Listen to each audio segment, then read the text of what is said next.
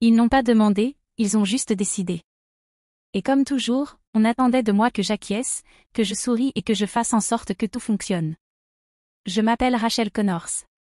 J'ai 28 ans, je suis cadre comptable dans une entreprise dont personne en dehors de la finance n'a entendu parler, et je mène une vie tranquille dans un immeuble tranquille, sans drame et sans dégâts. J'ai construit tout ce que j'ai à partir de zéro. Mon diplôme, mon emploi, mon score de crédit, même ma table de cuisine. Pas de cadeaux, pas de raccourcis. Mais si vous demandiez à ma famille, ils diraient probablement que je suis la froide. Pas parce que j'ai déjà crié, claqué la porte ou fait quelque chose de cruel, mais simplement parce que j'ai arrêté de réparer leurs bêtises. Vous voyez, j'ai une sœur aînée, Aaron, de 2 ans plus âgée que moi, mais qui, d'une manière ou d'une autre, est toujours 5 pas derrière. Aaron a cette façon de transformer ses échecs en tragédie et de rendre tout le monde responsable. Perdu encore un emploi. Le patron était toxique. Expulsé d'un autre appartement. Les colocataires étaient jaloux. Encore une facture impayée. Mais elle, faisait de son mieux. Et mes parents, Carole et Franck, eux, ne remettaient jamais rien en question. Ils s'adaptaient, réarrangeaient les choses, s'ils ne pouvaient pas résoudre directement, ils se tournaient vers moi. Tu es stable, Rachel. Tu as de la chance de pouvoir aider. C'était la phrase qui m'a poursuivie pendant des années. Aider pour le paiement de la voiture. Aider pour le loyer. Aider pour la caution. Toujours aider. Et quand je disais non, les rares fois où je résistais, ils agissaient comme si j'étais celle qui détruisait les liens familiaux. J'ai compris très tôt que ma valeur n'était pas d'être aimée. C'était d'être utile. Mais l'utilité a des limites, et ils allaient bientôt découvrir les miennes. Le dîner du dimanche avait son rituel dans notre maison. Même gratin, même table, même pression déguisée en politesse. Ce soir-là, quelque chose sonnait faux. Maman m'accueillit à la porte avec un sourire trop large pour être sincère. Tu es si mince, chérie. Tu manges assez? Papa ne dit pas grand-chose, juste un hochement de tête et un distrait. Salut, ma grande. Aaron était déjà assise à table, le nez sur son téléphone, évitant mon regard comme une ado convoquée chez le proviseur. Je connaissais ces signes. Quand ma mère devenait mielleuse et que mon père se murait dans le silence, c'était qu'il s'apprêtait à m'annoncer quelque chose dont je n'allais pas vouloir. On passa à l'entrée. Maman complimenta le beau temps comme si c'était un exploit. Papa ne cessait de remplir son verre, et Aaron picorait sa nourriture comme si elle allait se venger. Puis maman posa sa fourchette, joignit ses mains sur la table et m'adressa ce sourire travaillé qu'elle réservait aux demandes enveloppées de culpabilité. Rachel, commença-t-elle d'une voix trop douce. On a beaucoup parlé. Aaron a traversé une période difficile dernièrement. Eh bien, elle va venir habiter chez toi quelque temps. Voilà. Pas de questions, pas de discussion. Elle l'annonça comme si elle m'offrait des biscuits. Comme si, bien sûr, j'allais dire oui. Je sentis la pièce se figer, comme s'ils attendaient que je proteste, que je donne une excuse qu'ils pourraient qualifier d'égoïste. Je regardai Aaron. Elle leva les yeux rapidement, puis les détourna. Mon père se racla la gorge, déjà prêt à encaisser l'argument. Au lieu de ça, je souris. Bien sûr, dis-je d'un ton léger. Si ça peut aider Aaron à se remettre sur pied, je ne vois pas pourquoi pas. Le silence qui suivit fut tranchant. Ma mère cligna des yeux, prise de court. Mon père soupira, soulagé comme s'il venait d'éviter une balle. Aaron s'adossa à sa chaise, un sourire satisfait s'étalant lentement sur son visage comme de la mousse. Aucun d'eux ne remarqua à quel point je m'étais figée après ça. À quel point j'étais devenue silencieuse. Ils pensaient que j'avais cédé. Mais ce qu'ils ne savaient pas, ce qu'aucun d'eux n'avait songé à demander, c'était que je n'habitais plus cet appartement depuis des semaines. Et je n'avais aucune intention de laisser Aaron ou qui que ce soit d'autre s'installer dans un endroit qui n'existait déjà plus pour moi. Je ne m'étais pas réveillée un jour en décidant de mentir à ma famille. Ça avait pris des années. Des années de déceptions silencieuses, de faveurs enrobées de culpabilité, de sacrifices étouffants. De comprendre que, dans ma famille, survivre venait toujours avec des ficelles, et qu'être, la forte, signifiait simplement être la plus commode à utiliser. À 21 ans, la voiture d'Aaron fut saisie. Elle m'appela en pleurs. Elle disait qu'elle ne pouvait pas se rendre à son nouveau travail. Que celui-ci serait différent. Qu'elle avait juste besoin d'un petit coup de pouce pour démarrer. Mon crédit était impeccable. Co-signé parut une petite faveur. 3 semaines plus tard, elle arrêta d'aller travailler. Manqua les paiements. Devinez qui vit son crédit s'effondrer. À 23 ans, maman m'appela en pleurs parce que l'hypothèque n'était pas payée. Papa avait perdu son emploi. Aaron était revenu à la maison. J'ai viré $2000 le lendemain matin. Personne ne m'a remercié. À Noël, maman m'offrit une tasse marquée « Meilleure fille du monde » et j'ai failli éclater de rire. À 25 ans, Aaron eut un DUI. Le premier qu'on connaissait du moins. Papa me demanda de garder ça secret. Il disait que ça détruirait la réputation de la famille. J'ai payé l'avocat.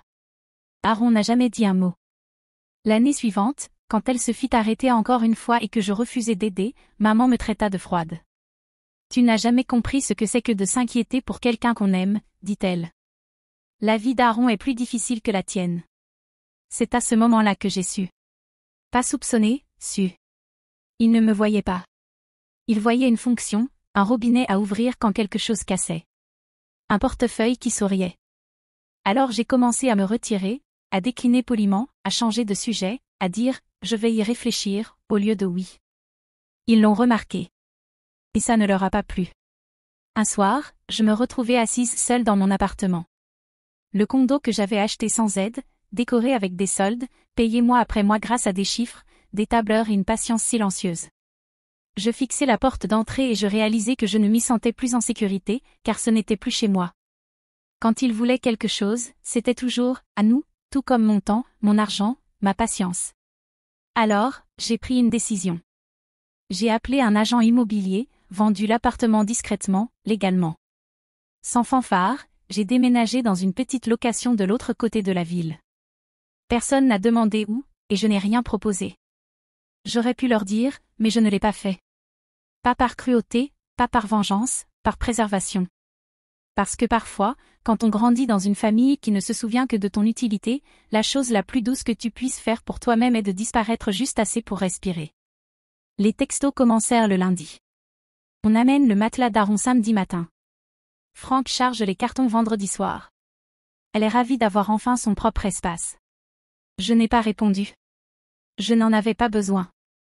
Il s'adressait à une version de moi qui n'existait plus. Chaque message partait du principe que j'allais ouvrir la porte, réorganiser ma vie, absorber le poids sans un bruit. Il l'avait fait tant de fois. Ils ignoraient seulement que j'avais cessé d'écouter. Dès jeudi, maman m'envoyait des messages tous les jours. Dis-moi si tu veux que je nettoie quelque chose avant qu'elle s'installe. Aaron dit qu'elle ne sera pas un fardeau. Elle apporte sa propre vaisselle. Celui-là me fit sourire doucement, seul avec mon café. Elle n'avait pas lavé une assiette dans son propre appartement depuis des années, mais je laissais tout se dérouler. Je ne résistais pas. Je ne les corrigeais pas. J'attendis. Samedi matin. Je suis partie tôt. Café d'abord, puis une virée à travers la ville, sans destination précise. J'ai flâné dans un marché fermier sans intention d'acheter quoi que ce soit. Je suis restée au soleil plus longtemps que nécessaire. Mon téléphone a vibré 3 fois dans ma poche avant que je ne regarde. Appel manqué. Messages vocaux. J'ai laissé passer le 4e appel. Rachel. C'était ma mère, mais pas sa voix douce. La voix cassante, celle imprégnée de panique. Qu'est-ce qui se passe, exigea-t-elle. Il y a quelqu'un ici. Un homme. Il dit qu'il vit dans le condo. Qu'il dit que tu n'y habites plus.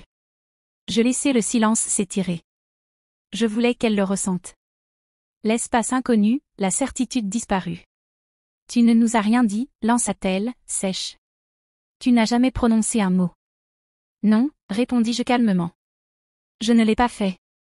Des bruits de fond, le froissement de sacs. La voix basse de mon père, tendue. Aaron disant quelque chose que je n'ai pas pu saisir.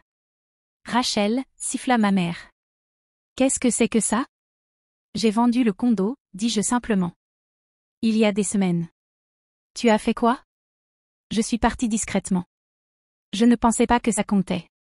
Personne n'a demandé où je vivais, alors je n'ai rien dit. Un instant, rien. Je les imaginais sur ce perron, les sacs posés au sol, les bras croisés, réalisant qu'ils avaient planifié une invasion mais s'étaient présentés au mauvais château. Puis la voix de mon père fendit l'air. Tu nous as menti. Tu as dit qu'elle pouvait emménager. J'ai dit, si ça aide Aaron, je ne vois pas pourquoi pas. Je n'ai pas dit où. Un autre silence. Une inspiration brusque de ma mère et d'Aaron.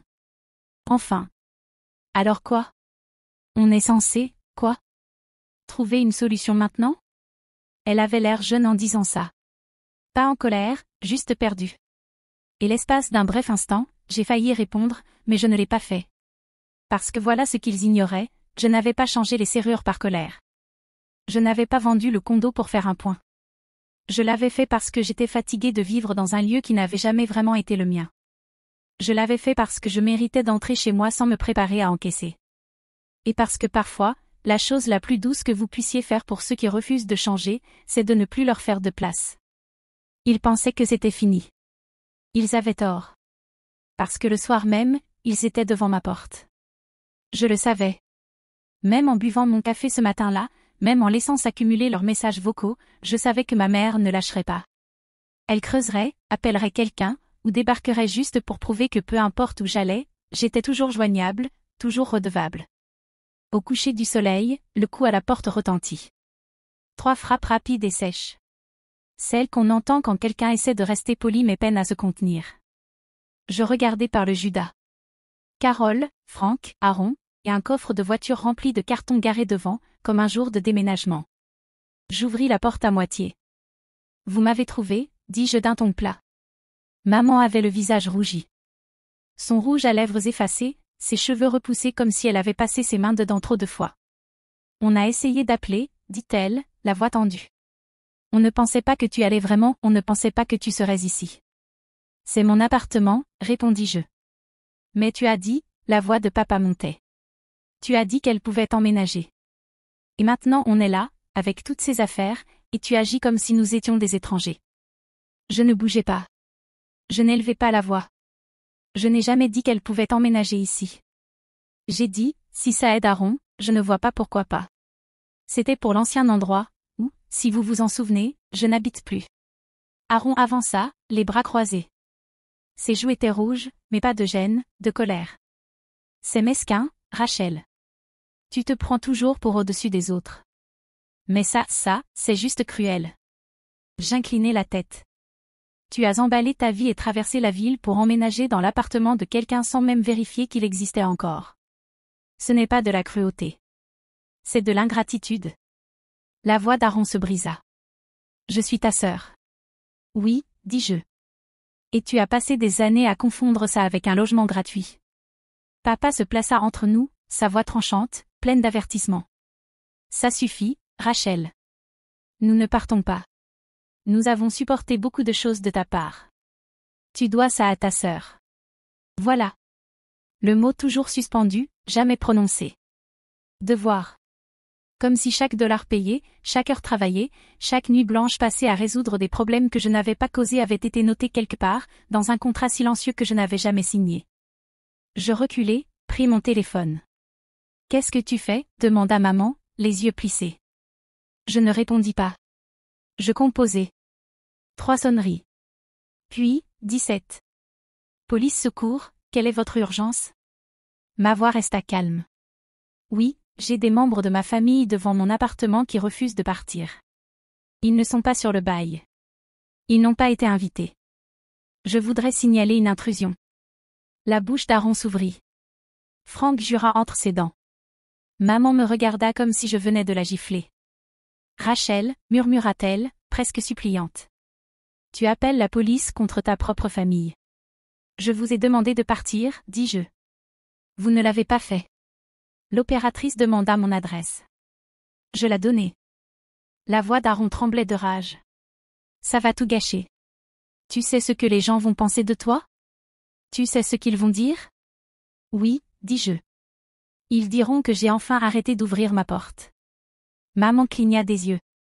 Sa voix devint plus faible. Tu étais gentille autrefois. Je ne sciais pas. Et toi, tu remarquais quand je souffrais. Le silence qui suivit n'était pas vide. Il était lourd, rempli de toutes les limites ignorées, de tous les mots avalés, de tous les moments où j'avais dit oui alors que je voulais hurler non. Une voiture de patrouille arriva 10 minutes plus tard. L'agente en sortit, grande et calme, la main près de sa ceinture mais détendue. « Bonsoir », dit-elle. « Nous avons reçu un appel pour intrusion. » Je hochai la tête. C'était moi. Elle regarda mes parents, Aaron, puis la voiture dont le coffre était encore plein de sacs. Madame, monsieur, je vais devoir vous demander de quitter les lieux. C'est notre fille, dit Frank. C'est peut-être une affaire de famille, mais c'est sa résidence, répondit l'agente. Et vous n'avez pas le droit d'y rester sans autorisation. Aaron avait l'air prêt à pleurer, ou à lancer quelque chose, ou les deux. Tu vas le regretter, Rachel. Non, répondis-je. J'ai regretté presque tout jusqu'ici.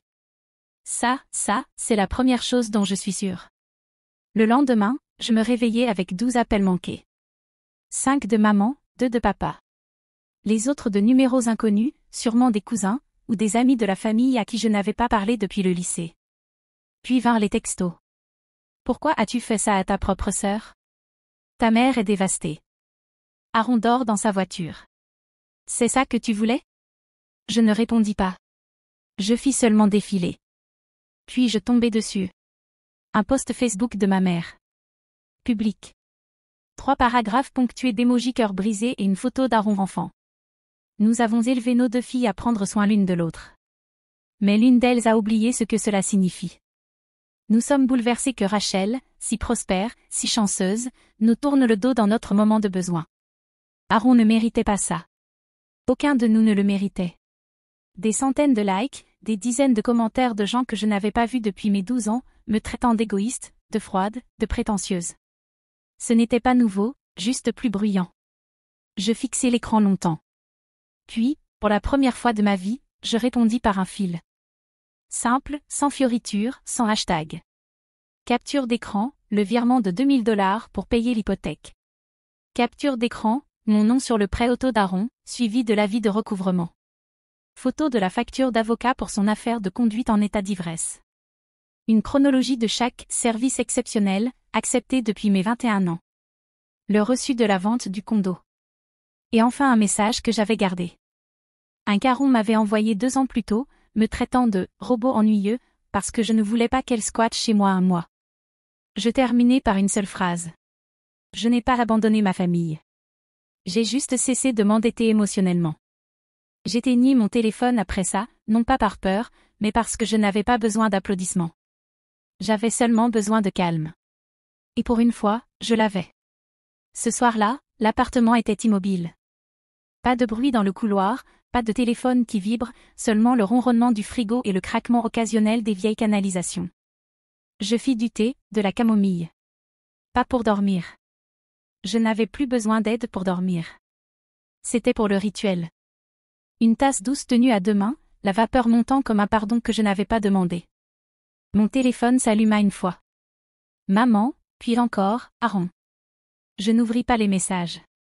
Je n'en avais pas besoin. Je connaissais déjà la séquence, choc, colère, culpabilité, supplication, toujours dans cet ordre. Je bloquai les 2 numéros, non par cruauté, non par orgueil, mais parce que toutes les portes ne méritent pas d'être frappées éternellement. Je sortis sur le balcon. Il faisait froid, mais pas mordant. Le genre de froid qui te rappelle que tu es vivant. En bas, la ville bourdonnait, les gens marchaient, les phares brillaient, quelqu'un promenait un chien dans un manteau gonflé trop grand pour le printemps. Une voisine 2 étages plus bas m'aperçut et me fit signe. Je lui rendis son geste.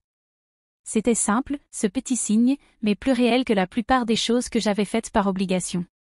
À l'intérieur, j'éteignis les lumières une par une. Le salon, la cuisine, le couloir. Pas de cadre au mur, pas de photos de famille, juste le silence, juste de l'espace vide et propre. Je ne me sentais ni triomphante, ni amère, ni brisée. Je me sentais simplement débarrassée du rôle. Fini l'explication, fini l'oxygène de secours pour des gens qui n'avaient jamais appris à respirer seuls. Quelque part, ils réécrivaient sûrement encore l'histoire, me faisant passer pour la méchante, la froide, la fille ingrate. Qu'ils le fassent. Je n'étais pas venue ici pour être aimée. Je suis venue ici pour arrêter de prétendre que je ne comptais pas. Ils racontaient l'histoire comme si j'avais disparu, et maintenant c'est moi qui l'ai écrite.